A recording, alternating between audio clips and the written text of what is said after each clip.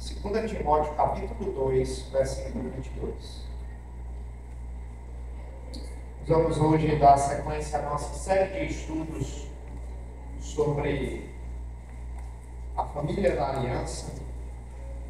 E hoje nós vamos tratar sobre um tema muito especial, um tema muito urgente, importante para os nossos dias. 2 Timóteo, capítulo 2, versículo 22.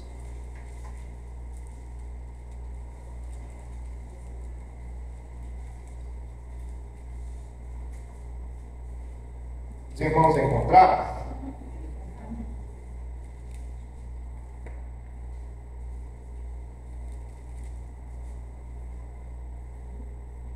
Por favor, acompanhem a leitura que eu farei da palavra de Deus.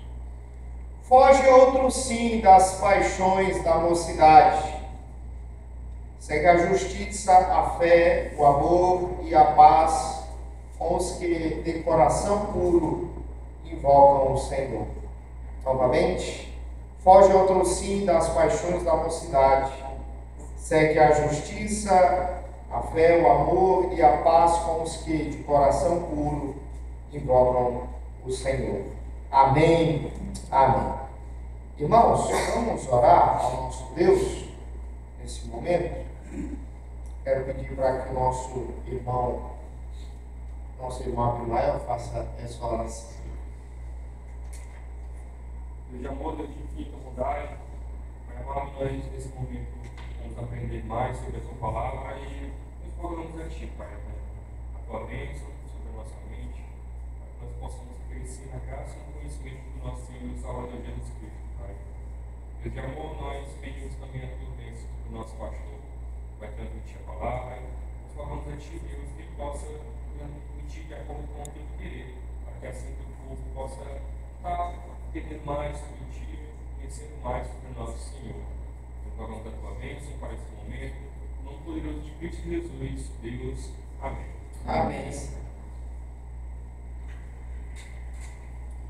Irmãos, hoje eu quero falar sobre a adolescência, tá? Eu havia anunciado há 2 domingos atrás que eu iria entrar num novo tema, mas eu me senti na necessidade de falar sobre esse assunto, até porque aqui na nossa ideia nós temos vários adolescentes. E assim, na minha experiência pastoral, já chegando a 16 anos, já passando por 16 na verdade, quando eu vou aconselhar a parte de adolescentes, eu percebo que os pais dos adolescentes eles têm 2 sentimentos. Geralmente 2 sentimentos.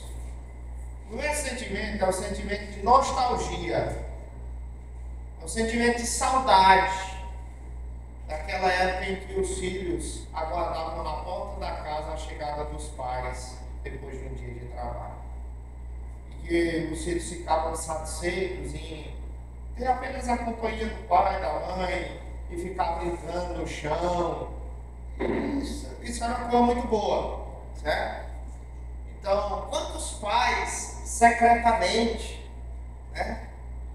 não gostariam que esses anos dourados voltassem, porque mudou tanta coisa, não é? Porque, no fundo, os pais acabam sabendo que a relação com os filhos na adolescência mudou. Houve um distanciamento. Então, esse é o primeiro sentimento que, quando eu falo com pais de adolescentes, eu percebo: nostalgia. Saudade.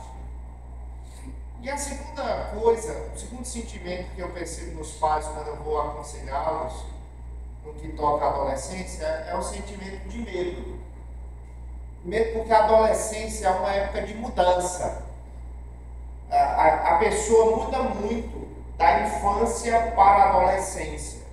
A adolescência é marcada por mudanças físicas, por mudanças cognitivas, por mudanças emocionais, por mudanças morais e outras tantas mudanças. E essas mudanças, muitas vezes, os pais não estão preparados para isso. Para ver essa mudança toda naquele anjinho que era criança e tudo, mas de repente, mudou tanto. Isso causa grandes transtornos para os pais, mas a bem da verdade é que não causa só transtorno para os pais. Isso causa transtorno também para os próprios adolescentes. Porque o adolescente, ele olha para si e ele percebe que houve muita mudança, por exemplo, no seu corpo, na sua maneira de agir. E ele sabe que não é mais uma criança, mas ele também sabe que não é um adulto. Isso por si só já é um ponto de tensão.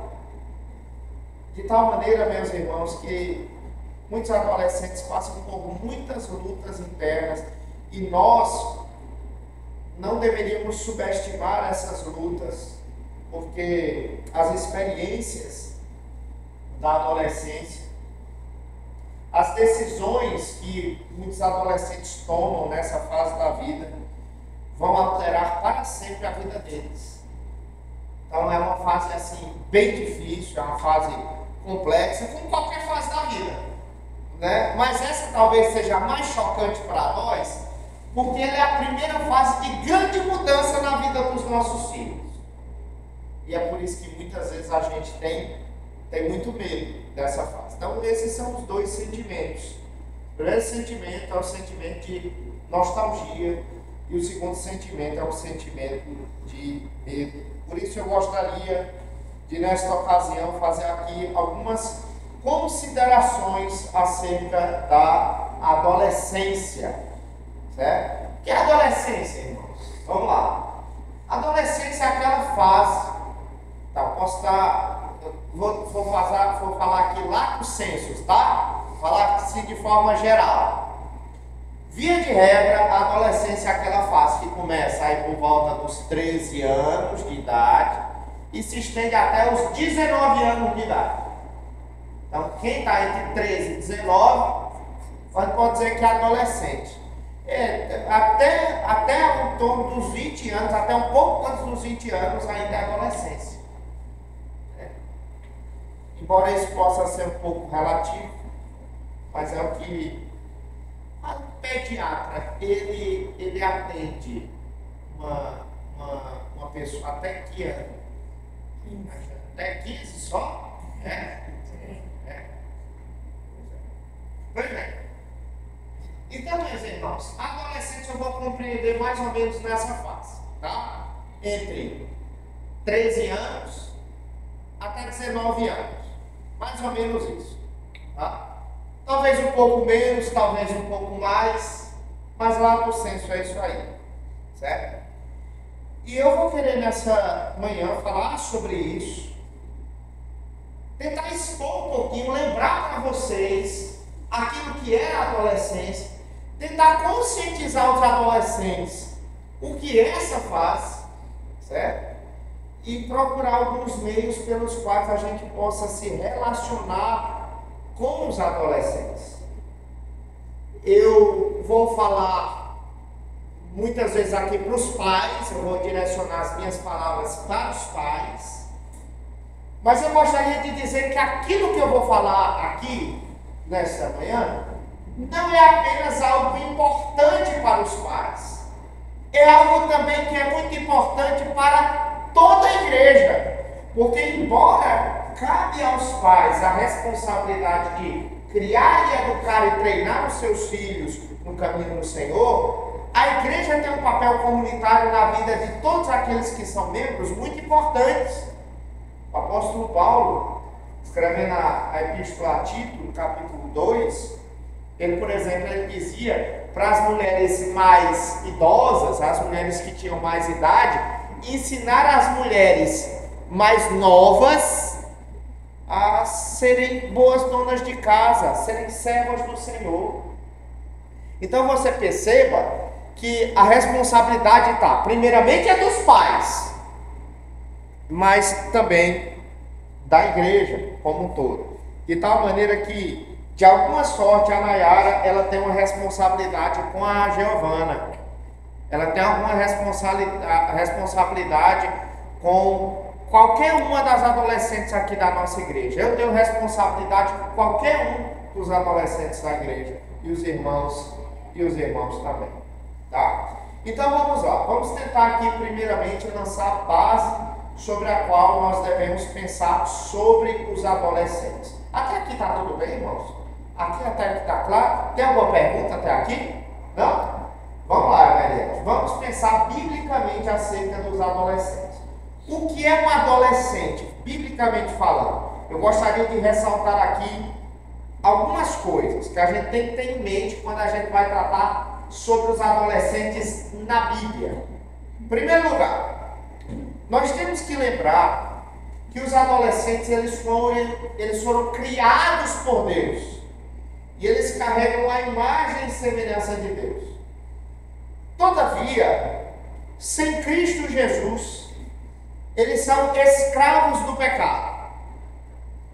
Então, o Davi, quando ele refletia acerca de verdades espirituais, ele dizia assim: eu nasci em pecado e em pecado me concebeu minha mãe. Todos os seres humanos, portanto, Raí, já nascem pecadores. E, portanto, isso não foge a nenhum adolescente. O adolescente, ele é pecador, ele carece da graça de Deus, e a menos que Cristo haja na vida dele, ele não simplesmente vai conseguir parar de pecar. Ele vai também fazer várias coisas que a gente não imagina. Então, o adolescente, ele precisa ser regenerado. Alguns meses atrás, eu estava conversando com uma mãe, que a filha está nessa fase aí de 13 a 19, mais próximo dos 19, eu acho, e ela tinha ingressado na faculdade. E quando ela ingressou na faculdade, no primeiro ano de faculdade, ela se desviou. Aí ela veio conversar comigo e disse: pastor, minha filha se desviou. O que foi que aconteceu, pastor? Ela era tão firme na igreja. Aí eu digo: mas o que é que você quer dizer com firme na igreja? Não, ela ia comigo para a igreja.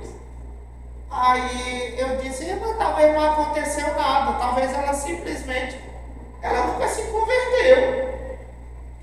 A senhora está se perguntando o que foi que aconteceu, talvez a pergunta seja diferente, seja, o que não aconteceu, talvez ela nunca foi crente. Ela se acostumou a ir para a igreja e tudo mais, mas aquilo que ela ouviu nunca desceu para cá, o coração, tá? E na verdade ela está revelando apenas aquilo que ela é, porque ela nunca se converteu, provavelmente, né? Então, meus irmãos, a primeira coisa que a gente precisa saber é: os adolescentes são criados por Deus, mas eles sofrem as consequências do pecado. E assim, os meus filhos, por exemplo, irmãos, os meus filhos, eles precisam se arrepender dos seus pecados. Eles precisam crer em Cristo. Eles não vão para o céu nas minhas costas, nem nas costas da mãe deles. Eles precisam ter fé própria, arrependimento próprio, eles precisam nascer de novo. Do contrário, eles vão continuar na vida de pecado. Essa é a primeira coisa. A segunda coisa é que somente o Espírito Santo pode conduzir os nossos filhos à salvação. O nosso papel como pais qual é, meus irmãos? Tanto na fase da infância quanto na fase da adolescência. Qual é o papel dos pais? Ensinar o Evangelho. Fazer como o que Deuteronômio ensina. Inculcar nos nossos filhos, ao eles acordarem, ao andarmos no caminho com eles, ao anoitecer, toda hora falar de Cristo para eles. Eles têm que ser saturados do Evangelho, da Palavra de Deus. A Palavra de Deus tem que ser o centro do nosso lar. O nosso papel é esse, irmãos. Mas nós devemos saber, meus irmãos, que no final das contas, quem faz com que os nossos filhos aprendam alguma coisa é quem? É o Senhor. Se a gente não entender isso, a gente vai passar por grandes dilemas. Então nós devemos ensinar os nossos filhos, mas convertê-los, isso é uma tarefa de quem? Do Senhor. do Espírito Santo de Deus. Essa é a segunda coisa que nós precisamos entender. Em último lugar, conforme nós vimos no texto que nós lemos, a adolescência, ela é uma fase de paixões. Volte ali, por favor, a palavra de Deus para o texto de 2 Timóteo, capítulo 2, versículo 22. 2 Timóteo 2, 22. Olha só. Leia comigo aí, por favor. Foge outro sim das paixões da mocidade. Essa palavra aí, paixões, é uma palavra que eu poderia também parafrasear como tentações. A adolescência é uma fase de paixões, de tentações, de provações. Todas as fases da vida, elas trazem consigo tentações. Mas as tentações que o adolescente passa é diferente das tentações que um adulto passa, que um idoso passa. Vocês compreendem? Então, nós devemos, irmãos, nos perguntar quais são aquelas tentações, quais são aquelas paixões que são mais comuns na adolescência. Quando nós respondermos isso, aí nós vamos estar prontos para ajudar os nossos adolescentes. E muitas vezes a gente se esquece dos problemas que eles passaram na adolescência, que nós passamos na época da adolescência e que os nossos filhos passam hoje. Nós temos, portanto, que saber quais são as lutas dos adolescentes e a partir daí ajudá-los. Tá? E é por isso que eu acho que a adolescência é uma idade de oportunidades. É uma idade onde Deus nos concede a graça de agirmos na vida dos nossos filhos, na vida dos nossos adolescentes, numa das fases mais importantes das suas vidas, no que diz respeito à formação do seu caráter e aquilo que ele será no futuro. Tá? Então, eu gostaria, em primeiro lugar, agora, irmã Eliette, eu gostaria de falar de algumas lutas que os adolescentes passam e depois eu vou ensinar como é que nós podemos agir na vida dos nossos adolescentes, de modo que possamos ser instrumentos de Deus na vida deles, tá? Ok? Alguma pergunta até aqui, irmãos? Alguma pergunta, irmã Gisa? E você, irmão Maio? Alguma pergunta? Muito bem, então vamos lá. Vamos começar. A primeira luta que o jovem passa, que o adolescente passa, Eliette, é a luta pela independência dos pais. Vamos atentar bem isso. A luta da independência dos pais. Olha, é o seguinte, irmãos. A nossa vida é uma vida de luta de independência. Desde que a gente nasce, a gente vai crescendo, a gente vai se tornando cada vez, em tese, mais independente dos pais, né? Quando seu filho nasce, ele está toda hora ali no seu braço, tá? Então, irmã Sádia, é o seguinte: sua filha nasce, ela precisa de você para tudo. É uma dedicação, pelo menos lá em casa, vou olhar para a Juliana, é uma dedicação 100% para as crianças.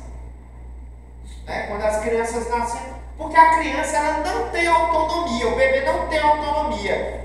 Mas à medida que o tempo vai passando, a criança ela já tem alguma independência. Até a Yasmin, ela de todas, ela tem mais grude na gente.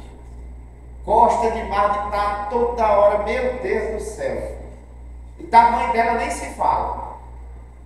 Aí o que acontece? Mas até hoje a Yasmin, quando dá finalzinho da manhã e final da tarde, quando termina os estudos dela, aí ela vai brincar lá fora de casa, lá no seminário.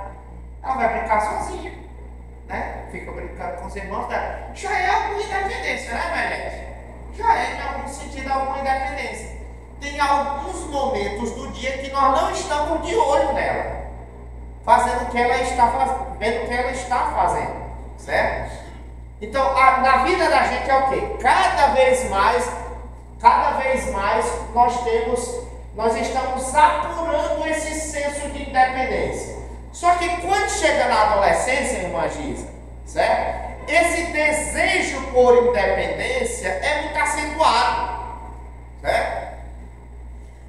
Quando os nossos filhos chegam na adolescência, eles querem ser cada vez mais independentes e querem ter a sua individualidade. Por exemplo, se na sua casa tem mais de um adolescente, lá em casa, por exemplo, nós temos 3 crianças. A Isabela está na pré-adolescência. A Isabela está com 11 anos de idade. Mas eu sei que quando ela chegar no próximo ano, 12 para 13 anos, ou no máximo 14, ela vai chegar para mim, para a Juliana, e vai dizer assim: papai, mamãe, eu quero um quarto para mim. Eu quero um quarto para mim. Por quê? Individualidade. Ela quer ter o canto dela. Entendeu? Porque ela está crescendo. Então, o senso de independência dela, irmãos, ela já está falando até em mesada, irmãos. Acredita um negócio desse? Meu Deus do céu! Um dia desse ela apareceu com isso, tá? Com 11 anos. 11 anos. Aí, então, isso é um senso de independência, de individualidade, né? E esse senso, vamos entender bem isso, esse senso de independência não é algo necessariamente ruim, porque a gente cria os nossos filhos, não é para nós mesmos, certo? Mas esse senso de independência dos nossos filhos, muitas vezes causa problemas na relação com os pais, certo? Porque muitas vezes os pais mandam uma coisa para os filhos fazerem e os filhos, naquele senso de independência deles, o que é que faz? Desobedecem, porque eles querem ser o quê? Independentes. Isso gera, portanto, discussões e tudo mais, certo? Vocês estão entendendo o que eu estou dizendo? Por isso, nessa fase é necessário trabalhar muito a questão do domínio próprio. Ontem mesmo a Isabela estava chateada com uma coisa que os irmãos dela fizeram. Aí eu cheguei para ela, aí falei bem baixinho, ela estava se perdendo, eu cheguei bem baixinho para ela. Aí ela estava chorando, aí eu disse assim: Isabela, olha para mim. Ela estava chorando, aí eu, Isabela, bem baixinho, Isabela, olha para mim, olha nos meus olhos. Domínio próprio, Isabela.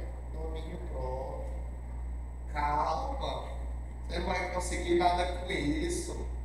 Essa é uma fase que o adolescente ele precisa muito de domínio próprio. Certo? E regulação emocional. Lógico aí.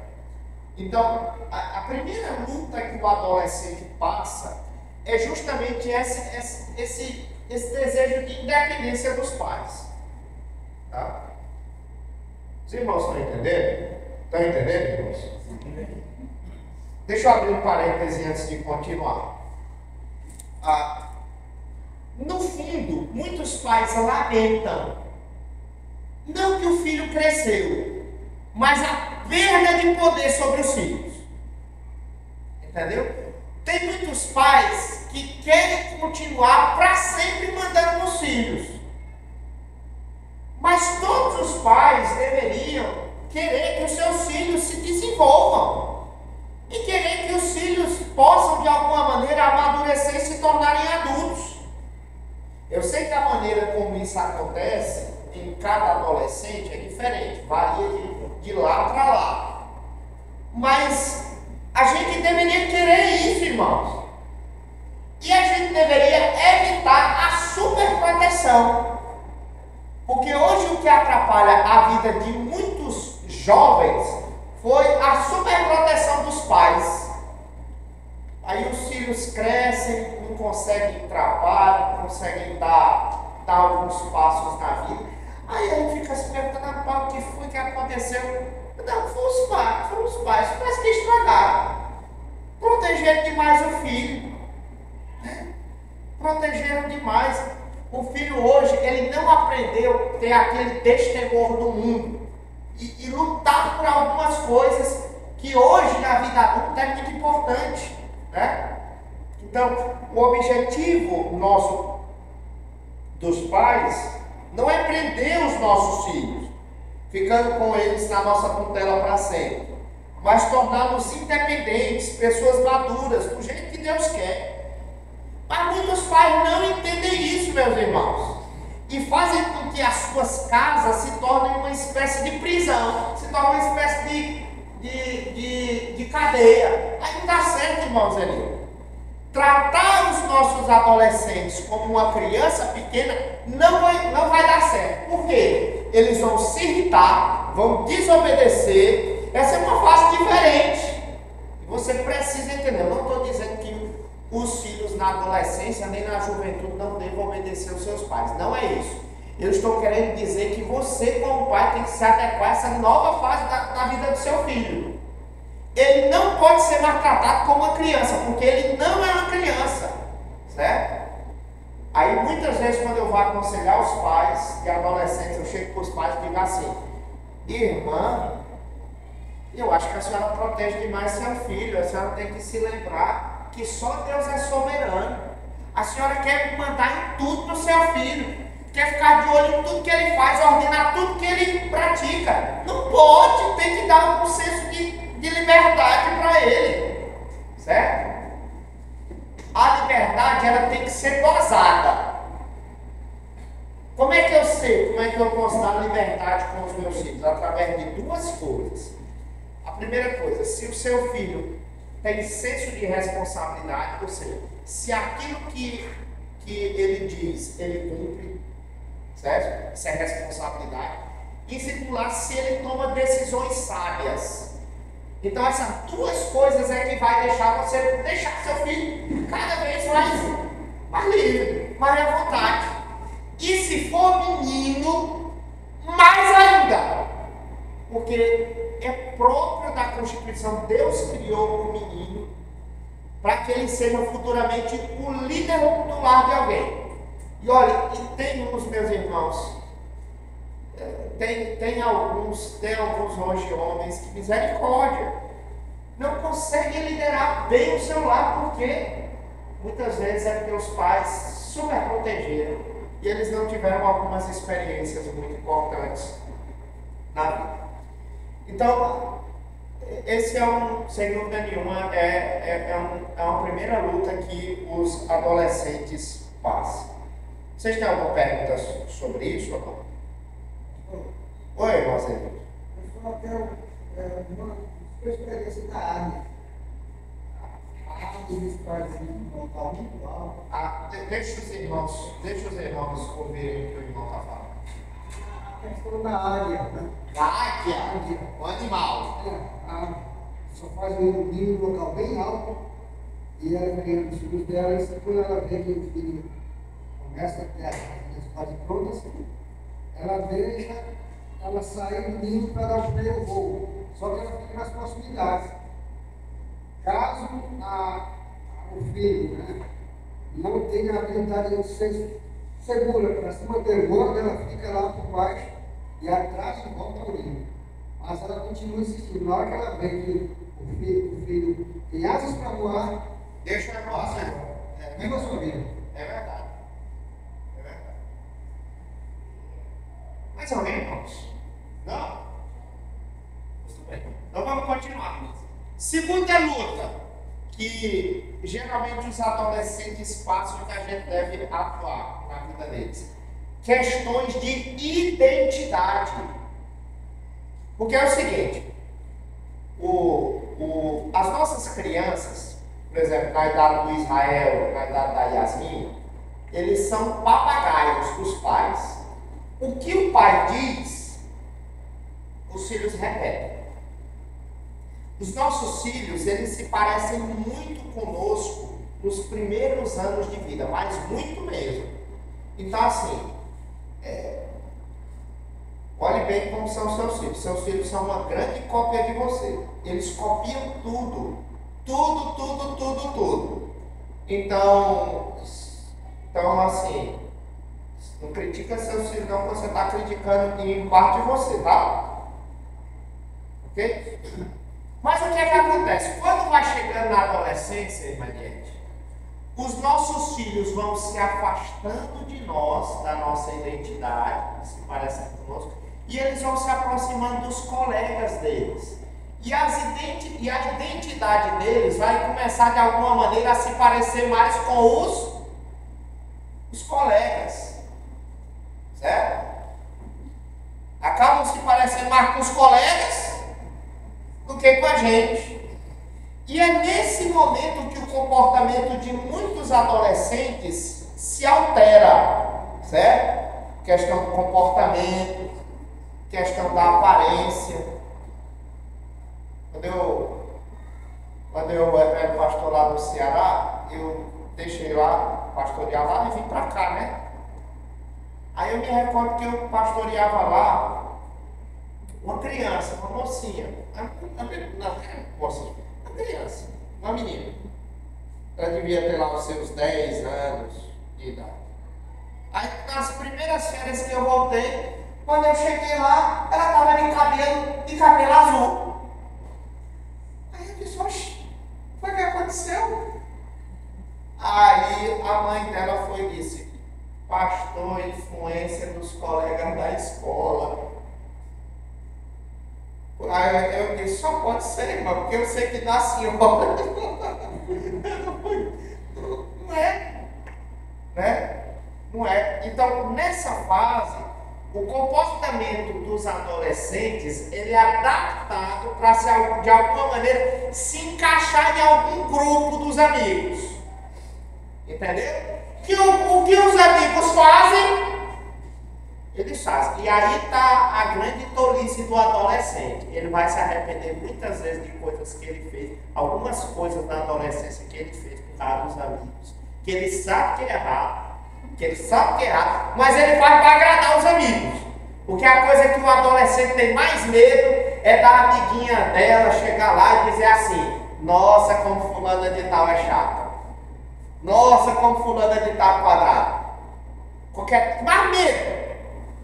E aí faz errado para quê? Para agradar as outras pessoas. Vão se arrepender no futuro. Vão se arrepender muito, porque algumas dessas decisões são terríveis. Por exemplo, é nessa fase onde muitos adolescentes conhecem a sexualidade. Principalmente se dentro do grupo que o adolescente está, existem pessoas que enxergam a prática sexual como algo positivo, fora do casamento, a lascívia, né? Entendeu? É nessa fase. Drogas também. Aí o adolescente chega lá, não, mas todo mundo usa no meu grupo. Então, para mim ser aceito, eu tenho que usar também. Eu tenho que praticar sexo também, porque todo mundo pratica, não é? Então, quando isso acontece na vida do adolescente, e se ele foi criado em um lar cristão, como foi o meu caso, ele pode lutar com grandes crises de identidade. Ele vai se perguntar, mas quem é que eu sou? O que eu creio? Né?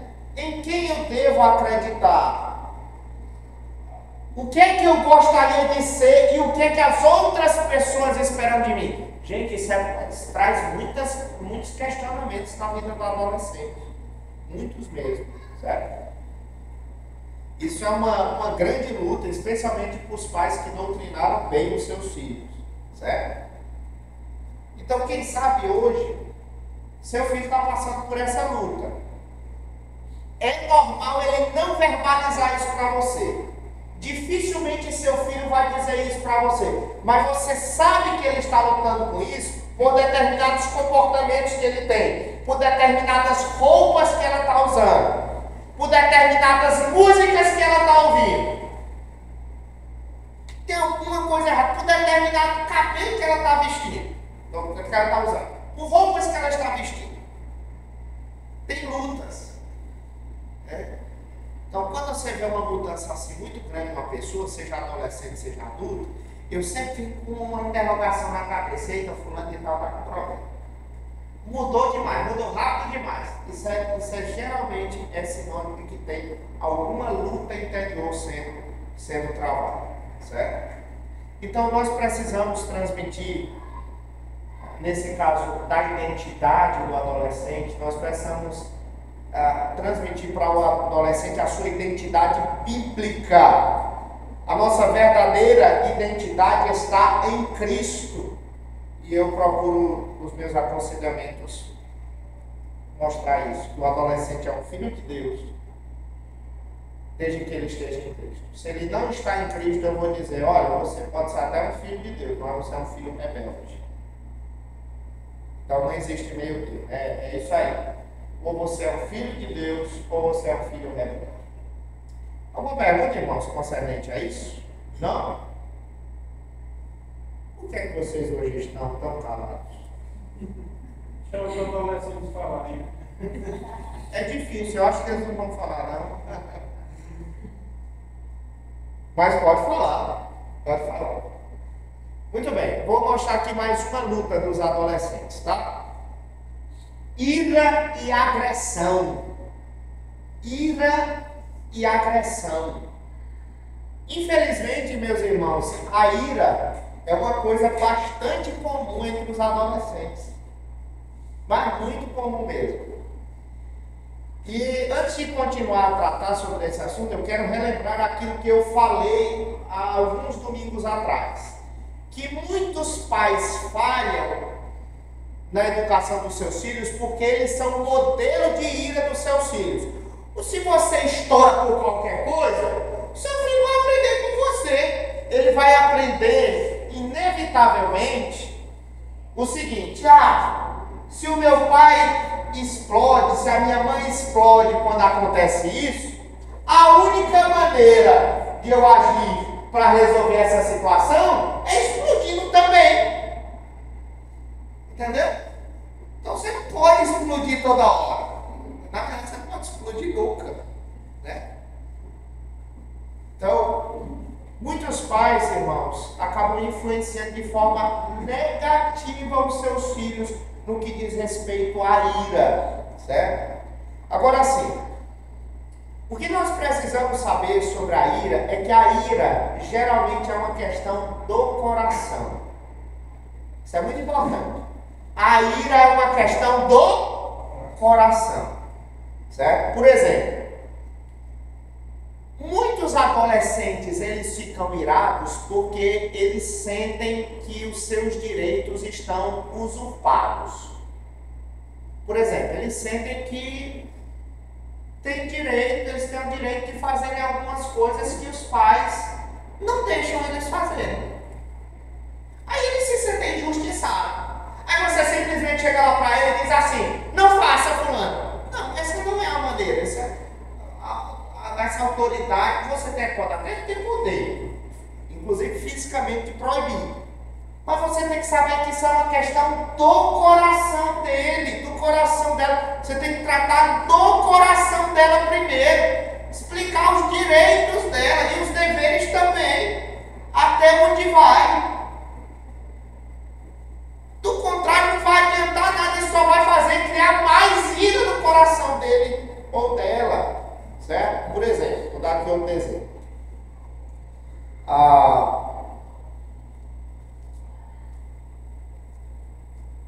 Eu já falei sobre dependência. Por exemplo, o direito de possuir alguma coisa.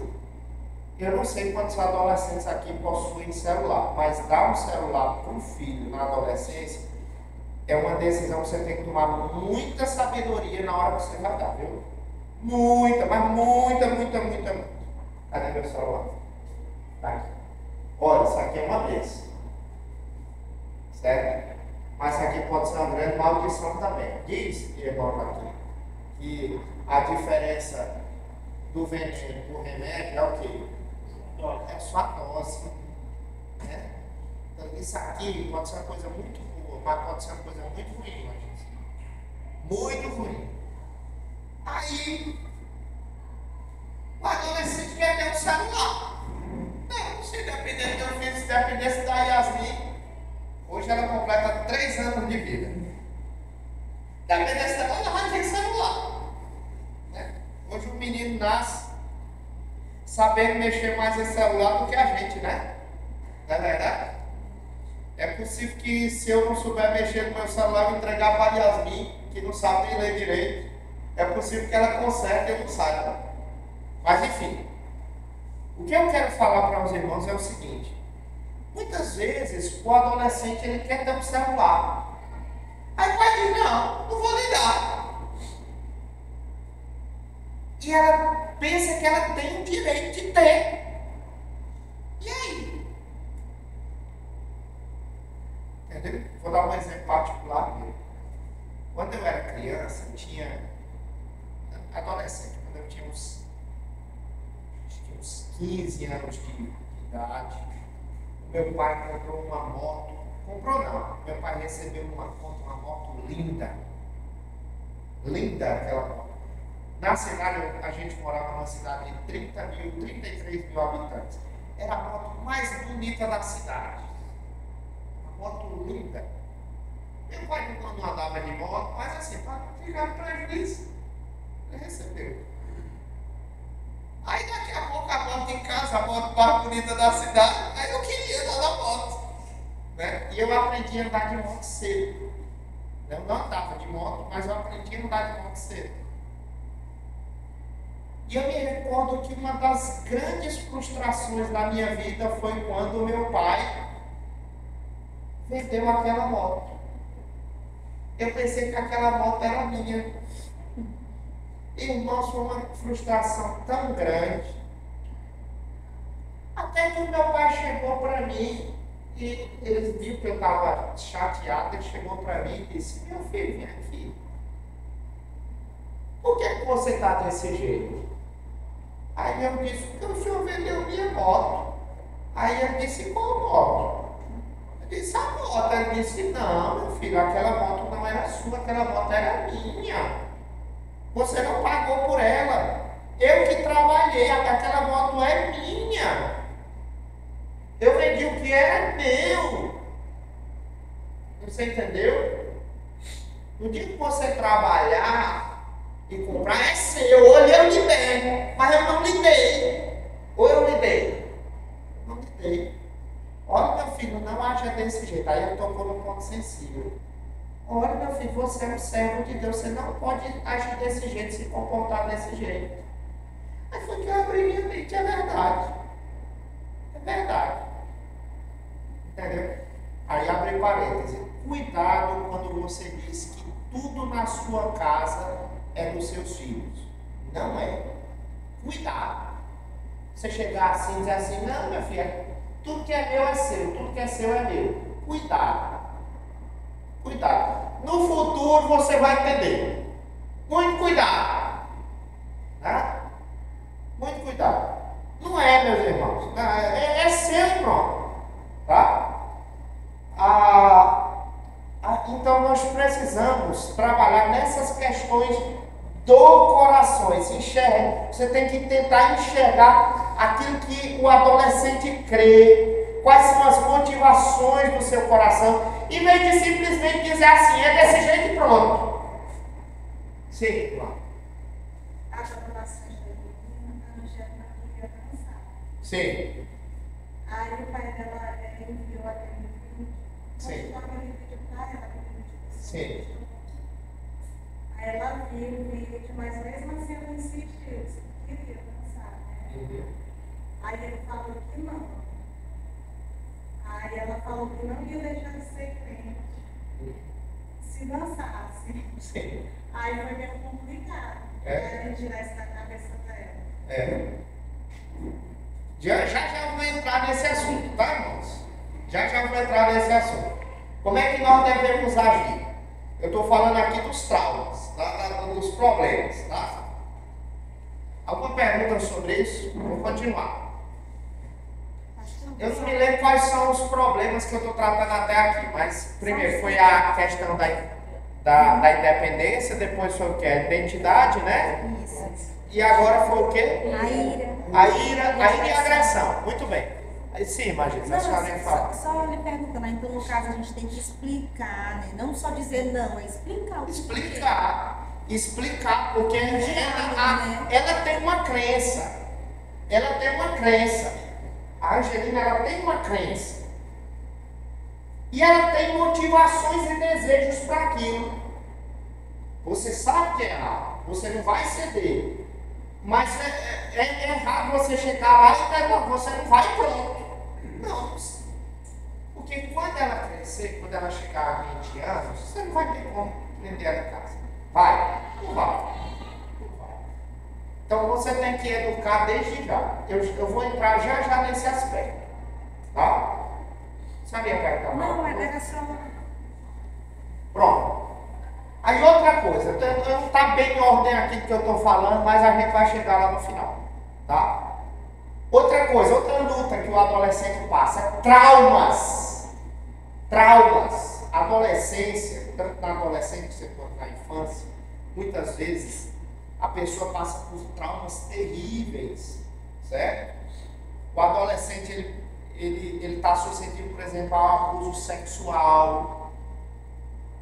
Irmãos, eu nunca imaginei que abuso sexual fosse uma coisa tão comum como é. Eu nunca imaginei. Eu suspeito que metade dos adolescentes já foram abusados sexualmente e os pais não sabem. É um negócio sério. Então a pessoa tem que ter muito cuidado. Certo? Então tem o abuso sexual, tem a questão do bullying, né? Que na nossa época, na minha época, era tranquilo, mas hoje parece que é um negócio muito sério, né? Certo? Mas tem outros traumas, por exemplo, a morte de alguém querida, a morte de um pai, de uma mãe, a separação dos pais, misericórdia. Olha, isso é um trauma terrível na vida dos filhos, certo? E muitas vezes, qual é a reação do adolescente quando passa por algum trauma desse?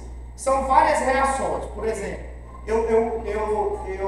final do ano passado, eu fui chamado porque um adolescente lá no bairro onde a gente mora tinha cortado os pulsos.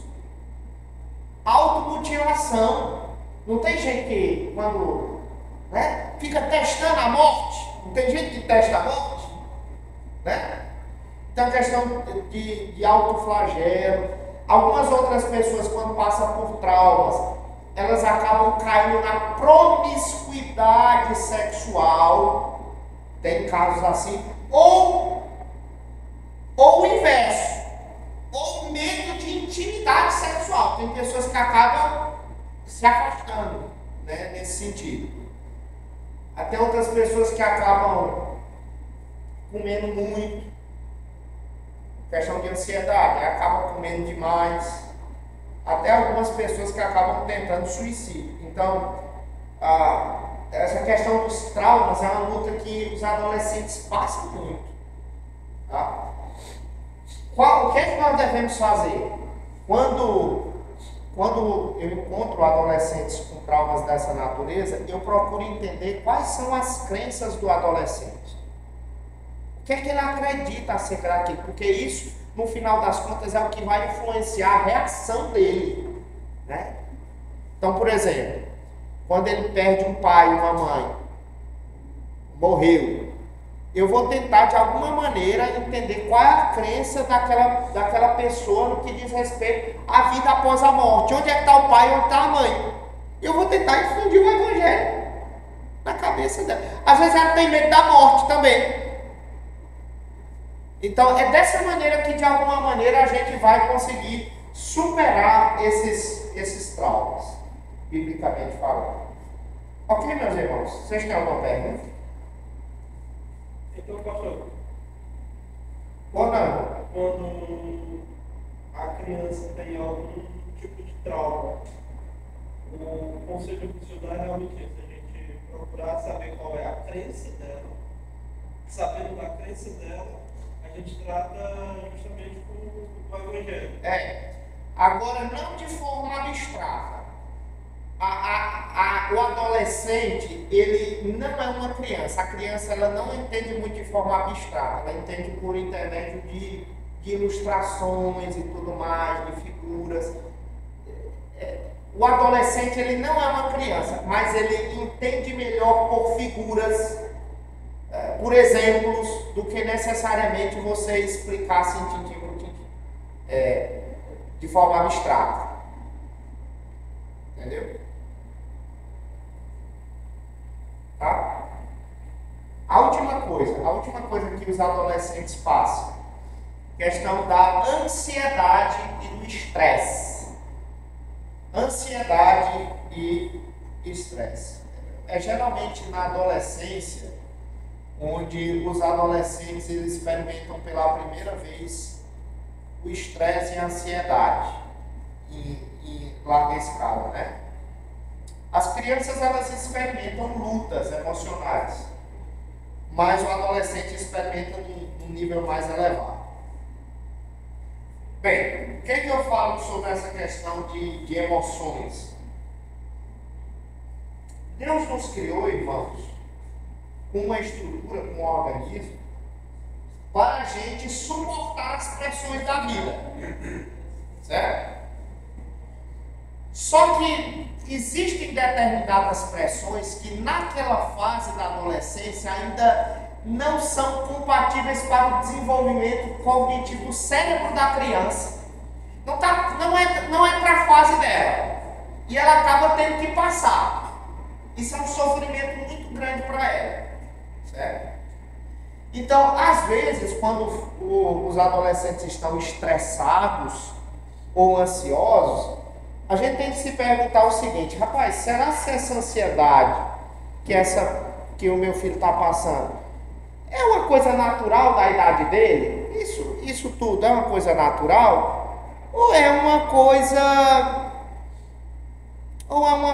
que não, que é uma coisa que não é da idade dele, ele está sofrendo demais, qualquer pessoa sofreria? Por exemplo, imagine um adolescente que está apaixonada por um rapazinho. Ele tem um estresse, tem uma ansiedade com aquilo ali. Olha, irmão, não quer muita cabeça não, faz parte. Entendeu? Faz parte, vai ser bom, inclusive, para o desenvolvimento dela. Certo? Você tem que acompanhar, mas, de um certo sentido, é da fase da vida. Tá? Estou dizendo que você entregar a sua filha para ninguém. Eu estou dizendo que esses sofrimentos, essas ansiedades que ela vai passar, Deus criou a mente dela para suportar aquilo. É bom para o desenvolvimento dela. É bom. Pode deixar assim. E deixar ela sofrer um pouquinho. Entendeu? Vocês entenderam, irmãos, o que eu estou falando? Eu não estou dizendo para você entregar a sua filha na mão de ninguém. Pelo amor de Deus. Misericórdia. Eu não faço isso, não. Até esqueci o que eu ia te falar agora. O que é que eu estava falando? Deixar ela no sofrimento. Deixar. Agora, outra coisa, por exemplo, ela morreu alguém que ela ama muito, certo?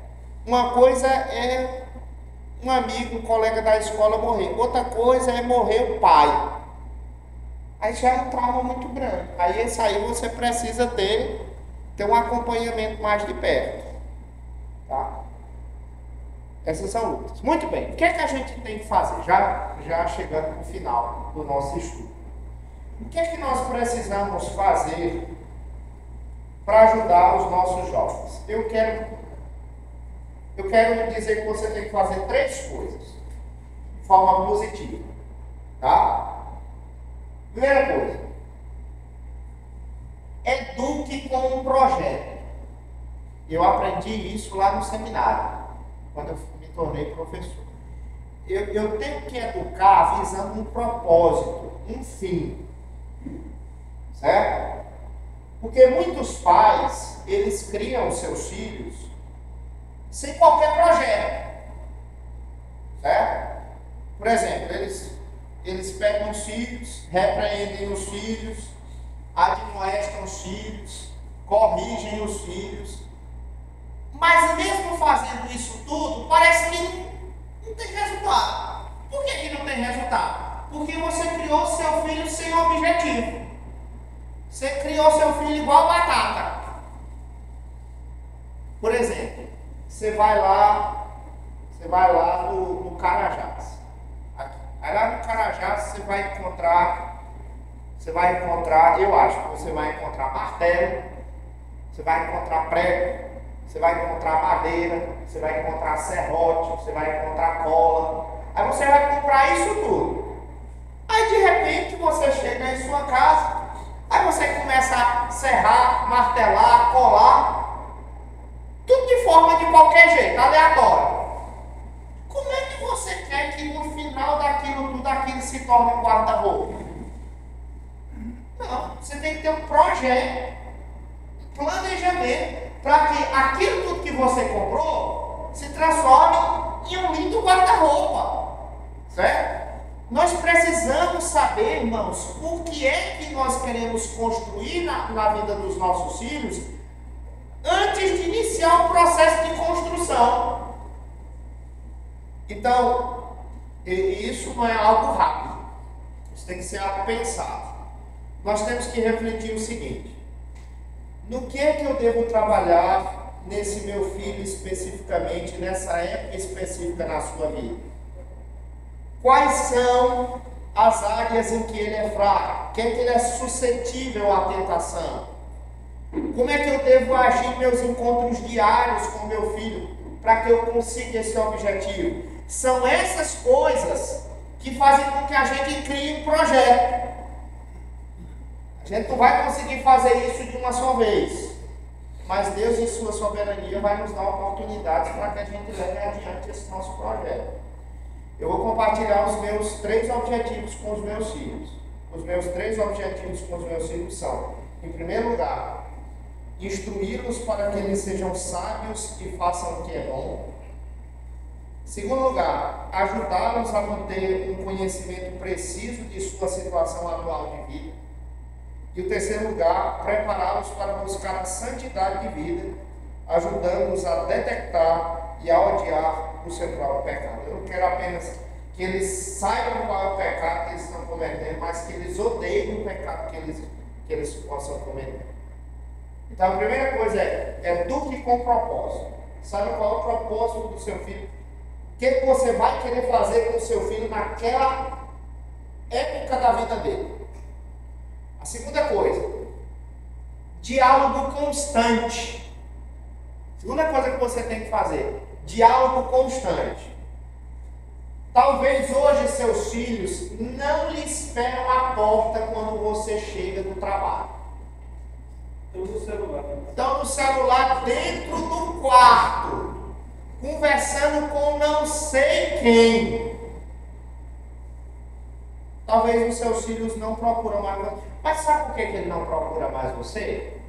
Deixa eu só lhe esclarecer por que ele não procura você. Porque ele acha que não precisa de você.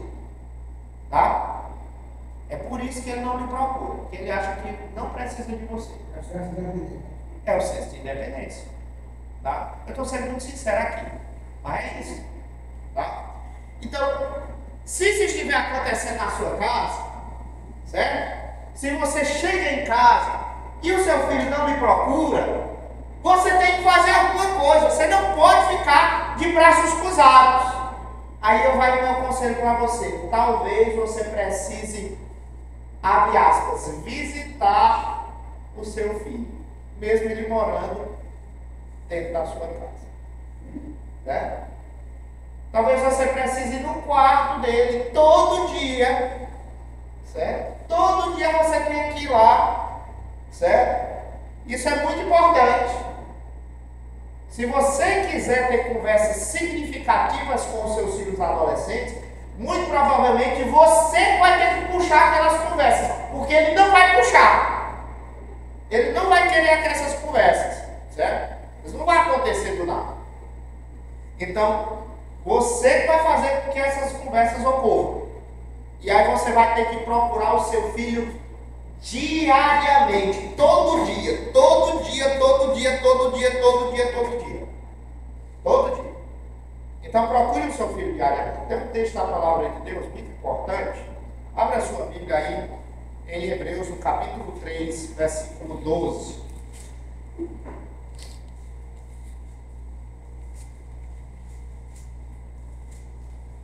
Hebreus 3, verso 12. É o verso 13. 12 e 13. Hebreus 3, 12 e 13. Olha o conselho aqui do autor aos Hebreus. Olha só o que você tem que conversar todos os dias com seu filho. Por quê? Veja só. Contrário? Tenha cuidado, irmãos. Jamais aconteça ver em qualquer de vós perverso coração de incredulidade que vos afaste do Deus vivo. Pelo contrário, exortai-vos mutuamente cada dia durante o tempo que se chama hoje, a fim de que nenhum de vós seja endurecido pelo engano do pecado. Então, por que você deve falar cada dia com seu filho? O texto aqui está explicando. Por causa do perigo de ter um coração incrédulo. Diz mais aqui, de ser endurecido pelo engano do pecado. Seus filhos vão estar com os coleguinhas da escola e tudo mais, eles vão estar expostos ao pecado. Muito cuidado. Olha, essa questão da companhia é um negócio sério. Você tem que ser a companhia do seu filho, pelo menos uma vez por dia você tem que conversar com ele, porque ele está conversando com todo mundo. Tá? E faça um esforço para que ele tenha proximidade com os jovens da igreja. Se esforce muito. Você se esforça para dar educação ao seu filho, leva para a escola, traga para as reuniões da igreja, faça um esforço, anime, se planeje. Tem alguma influência positiva. Tá? Mas vamos continuar. Então procure o seu filho diariamente para conversar. Certo?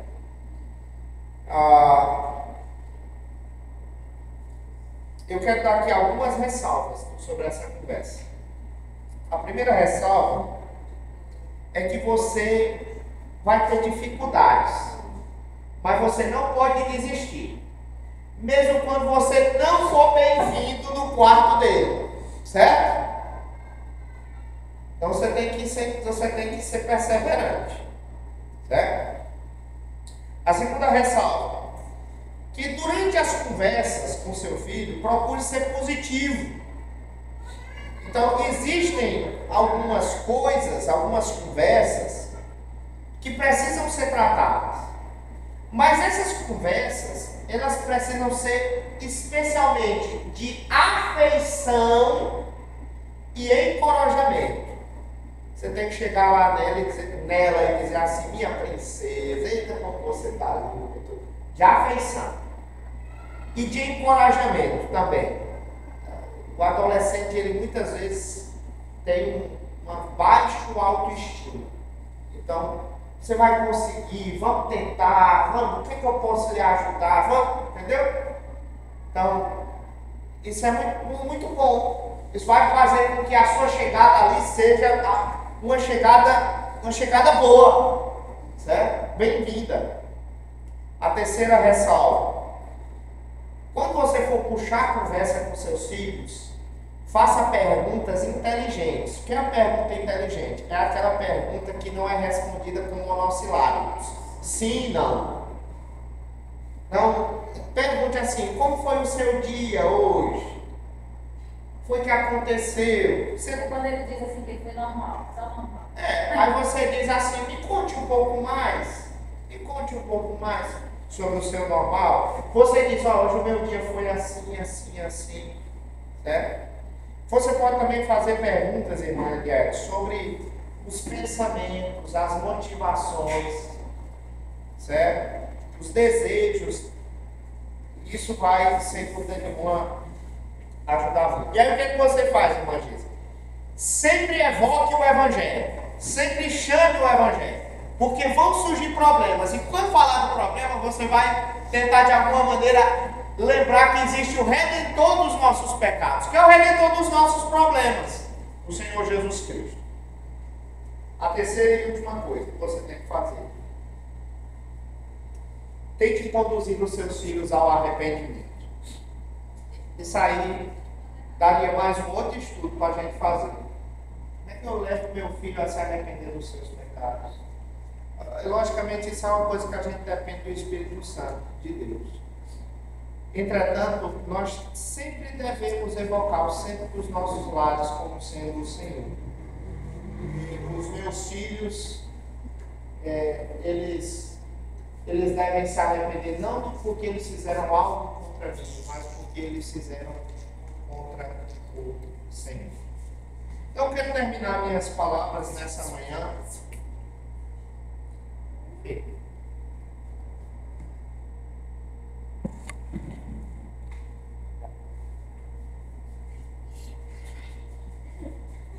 Então, meus irmãos, bem, talvez você esteja com saudade da época que seu filho aguardava na porta de casa a sua chegada. Ou talvez você esteja com medo da adolescência, essa caixinha de surpresa. Alguns pais acham que não é uma caixinha de surpresa, é uma caixa de Pandora. Entretanto, eu gostaria de dizer para você que a adolescência é uma idade da oportunidade. Deus pode usar você. Vai ser um grande instrumento na vida do seu filho, uma época de formação importantíssima no caráter dele. E nós olhamos na palavra de Deus e vemos muitos adolescentes que foram servos de Deus e tementes ao Senhor. Esse foi o caso de José. Lembra de José, lá no livro de Gênesis? Ele era adolescente, foi um servo do Senhor. Você lembra do caso de Samuel, outro adolescente, servo do Senhor. Você lembra de Davi, outro adolescente, servo do Senhor. Você lembra de Maria, mãe de Jesus, provavelmente uma adolescente, serva do Senhor. Você se lembra de Timóteo, jovem pastor, a quem o apóstolo Paulo disse assim: ninguém despreza a tua mocidade, provavelmente um adolescente. Então, irmãos, é possível você ter um adolescente, crente, regenerado e santo, dentro da sua casa. É possível. E eu creio firmemente que nós podemos ser usados pelo Senhor nesse sentido. Que Deus te ajude, que Deus me ajude também, para que nós possamos ser instrumentos de Deus na vida dos nossos. Amém.